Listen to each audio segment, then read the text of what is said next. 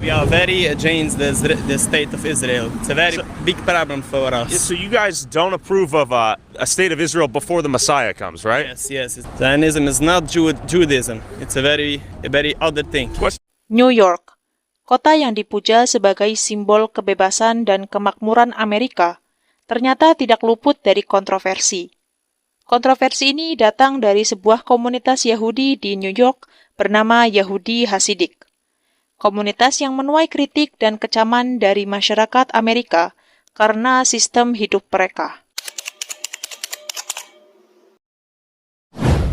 Yahudi Hasidik adalah komunitas yang sudah tinggal lama di New York. Komunitas mereka berasal dari Eropa Timur dan dibangun dengan tujuan ingin mempertahankan identitas religius mereka dari pengaruh dunia modern. Yahudi Hasidik ini berbeda dengan Yahudi lainnya. Populasi mereka sekitar 5% dari Yahudi di seluruh dunia.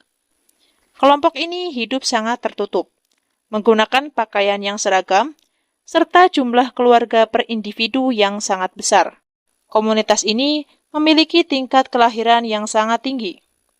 Dalam satu keluarga, mereka ini bisa mempunyai 5 hingga 15 anak bahkan lebih, yang membuat komunitas ini makin kuat dan kompleks. How about here? 17, 18. How do they afford 17, 18 kids? They are proud to do what the Torah says, that you need to be multiple and fruitful. Wow. Mereka hidup komunal, yaitu mereka hampir hanya berinteraksi dengan sesama anggota mereka saja.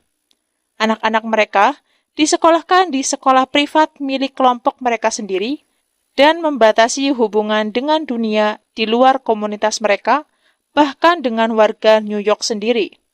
Sehingga banyak yang menganggap bahwa hal ini terlihat seperti negara di dalam negara. Di dalam komunitas Yahudi Hasidik, perempuan memikul peran yang cukup berat. Banyak dari suami mereka yang tidak bekerja dan hanya fokus pada studi keagamaan mereka. Sedangkan untuk kebutuhan pokok, kebanyakan perempuan harus bekerja sambil mengurus anak-anak mereka yang sangat banyak. What do you do for work? Nothing. How do you make money? My wife. But where are you going if you don't work? I study. Do you study? And does your wife work? How do you afford the kids if you don't work?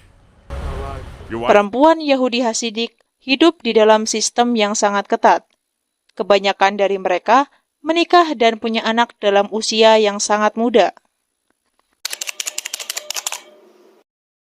Kontroversi dimulai saat banyak warga Amerika yang merasa bahwa komunitas Yahudi Hasidik hidup dengan memanfaatkan sistem bantuan negara. Dengan memiliki banyak anak, mereka mendapatkan banyak sekali bantuan, mulai dari bantuan potongan belanja, kesehatan, uang bulanan, pengurangan pajak, hingga bantuan-bantuan lainnya. Hal ini terjadi secara turun-temurun, sehingga menciptakan pemanfaatan sistem yang struktural. Mereka tertutup, kurang ramah, dan bahkan terkesan menolak keberadaan warga selain komunitas mereka. Namun, mereka malah ingin ditopang dan dilindungi oleh negara yang mereka jauhi. Akan tetapi, bagi komunitas Hasidik, ini adalah cara mereka untuk menjaga budaya, moral, serta identitas. Pendidikan di sekolah-sekolah Hasidik juga dikritik, karena minimnya pelajaran sains, matematika, dan bahkan bahasa Inggris. Hanya fokus pada agama atau pembelajaran kitab Taurat. Akibatnya, banyak anak-anak yang tumbuh dengan kemampuan akademik yang terbatas. Sehingga, saat dewasa, mereka sulit bersaing di pasar modern. Dan pada akhirnya, kembali bergantung pada komunitas dan negara.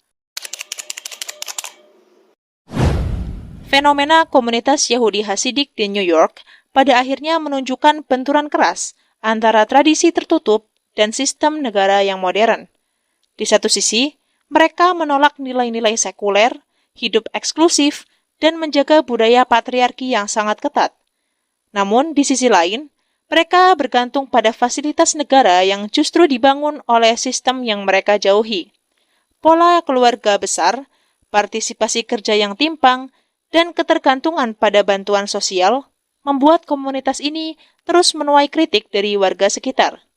Ini bukan semata soal agama, Tapi, soal sejauh mana sebuah komunitas bisa menutup diri, sambil tetap hidup dari sistem yang mereka jauhi dan manfaatkan. Sampai jumpa di video selanjutnya.